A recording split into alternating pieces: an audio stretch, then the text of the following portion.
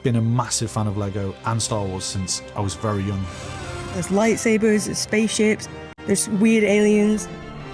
It was just a privilege to be able to work on the game. It's just a franchise that spans all generations. I'm gonna make the jump to light speed.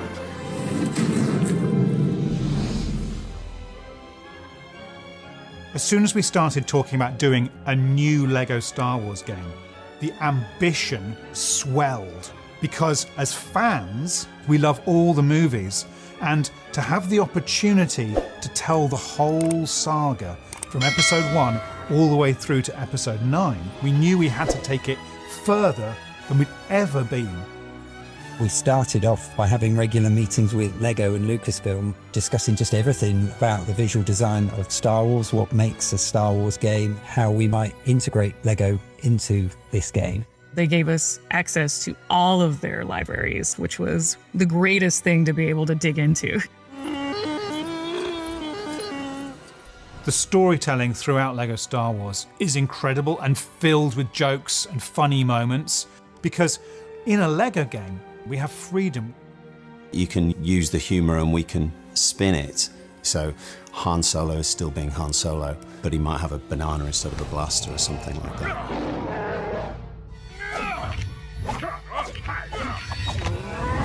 We knew we needed to refresh the game and get something that felt familiar but reinvented. The systems, the frameworks we put in place to enable us to do that, over like 100 different gameplay mechanics and all the different systems that make up that game. Real-time processing on the voices. So when you pick up a helmet and you put it on, your voice changes to sound like you're a stormtrooper. Well, looks like you've got a stormtrooper problem you should look into. We're putting a lot of emphasis on the lighting and the environments. We have something like 12,000 materials that were generated for the game, 20,000 unique models, and 26,000 textures. If you're a fan of Lego Company's work, you'll be amazed at the resolution and the amazing work that the models team have done. We get to recreate all of these iconic designs, literally brick by brick. We built the ships entirely out of Lego bricks. So that's not just the exterior of the ship, that's the interior, so you can land inside these ships and walk around in an environment entirely made out of Lego bricks. If you were to build one of our capital ships in real life, it would take millions and millions of bricks.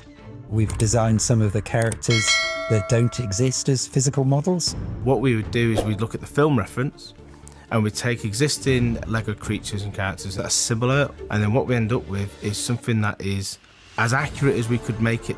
Take the Bantha, for example. So it's just really true to Lego IP, and it's really true to the film IP. We wanted an evolution, I suppose. So what we've done is try to keep what's familiar, but really add something a bit more modern in, a bit more fresher. One of the things we've done in this game is we've gone for a third-person camera.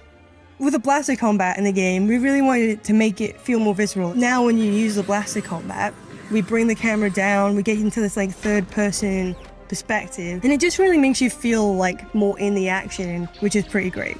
Using the Force is a huge part of the game. The Jedi, the Sith, they all have this Force power where they can literally pick objects off the floor and fling them about. We really took advantage of that Force power that we haven't done in previous games.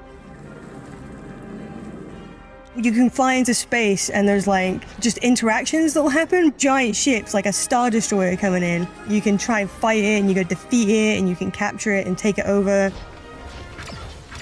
I think when we're making these games, we think about the fans a lot. So there's a few Easter eggs in this game, some stuff that we're really excited to get in. You can switch all the weapons so that it's mouth noises. So you can be like, zhuang zhuang, woo woo, pew pew. Pew, pew, pew, pew, pew.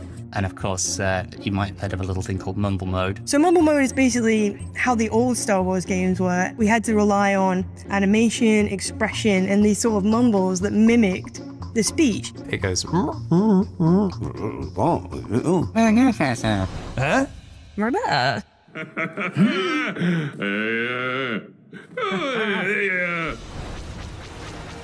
Seeing your work put together on a scale like this really makes it feel like it's something special. This is the ultimate experience of going everywhere in the universe as whatever character you want and really being in Star Wars. and I can't wait for players to see the hard work. It's been a really ambitious project. What they've achieved, they should be rightfully proud of.